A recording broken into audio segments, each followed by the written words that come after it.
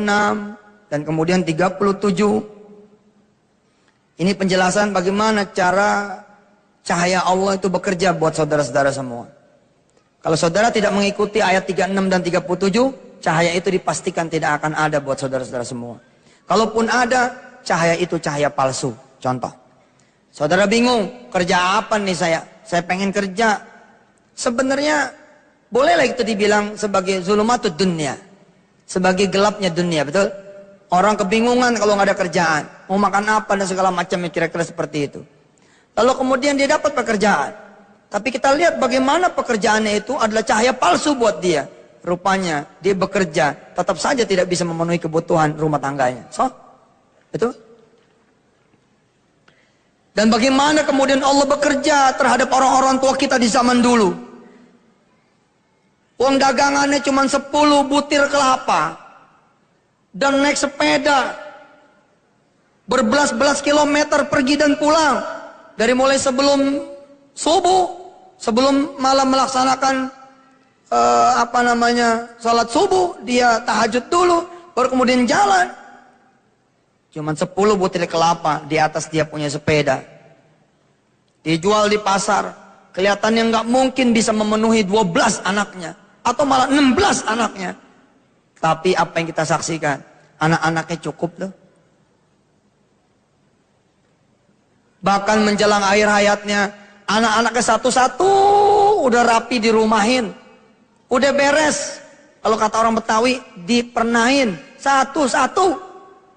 Lalu kita lihat bagaimana hidup sekarang kita pasangan muda di zaman sekarang ini. Ya gaji gede. Ya rumah nggak beli. Tinggal nempati. Tuh, apa yang terjadi? Anak juga cuma 2. Allahu Akbar, kita tidak bisa memenuhi kebutuhan kita. Kita tidak bisa memenuhi keperluan kita. Kita tidak bisa memenuhi apa yang menjadi hajat kita. Bisa jadi diantaranya adalah hidup kita tidak diberikan cahaya oleh Allah Subhanahu wa Ta'ala. Banyak orang-orang yang berusaha, malah akhirnya menjadi berhutang dan punya banyak utang, punya banyak masalah. Bisa jadi Allah tidak memberikan cahaya di pekerjaannya.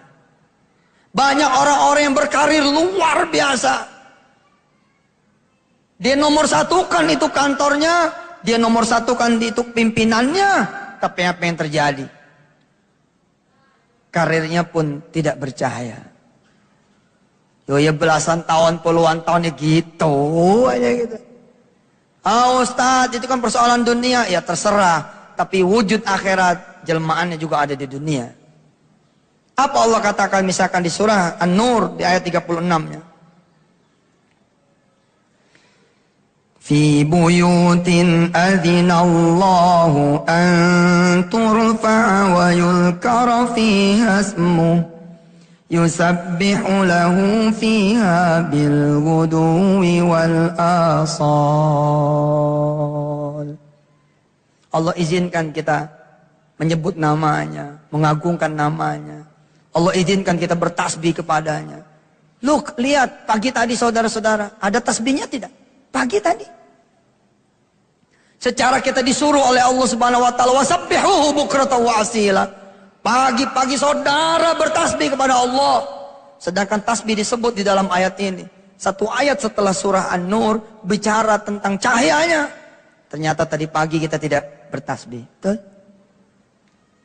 Lewat Pak, lewat. Jujur saja. Makanya saya pagi-pagi tuh langsung tancap gas. Langsung tancap gas. Pagi-pagi udah 100 tasbih. Pagi-pagi 100 tasbih. Subhanallah wa bihamdi. Subhanallah wa bihamdi. Subhanallah wa bihamdi. Subhanallah wa bihamdi. 100 kali. Disebut oleh Allah di sini. Apa Allah katakan? Fi buyutin adzinallah an turfa'a wa yuzkara fiha ismuhu yusabbihu lahu fiha bil ghuduwi wal asal. Di dalam rumah tangga kita tidak bercahaya. Kenapa? Tidak disebut nama Allah di dalam rumah tangga kita itu. Suami istri nggak ada ngajinya, nggak ada sholat berjamaah barengnya, nggak ada qiyamul lailnya, nggak ada duhanya. Allah cabut kemudian cahaya dari situ. Maka Allah mengatakan lewat Rasulnya, rumah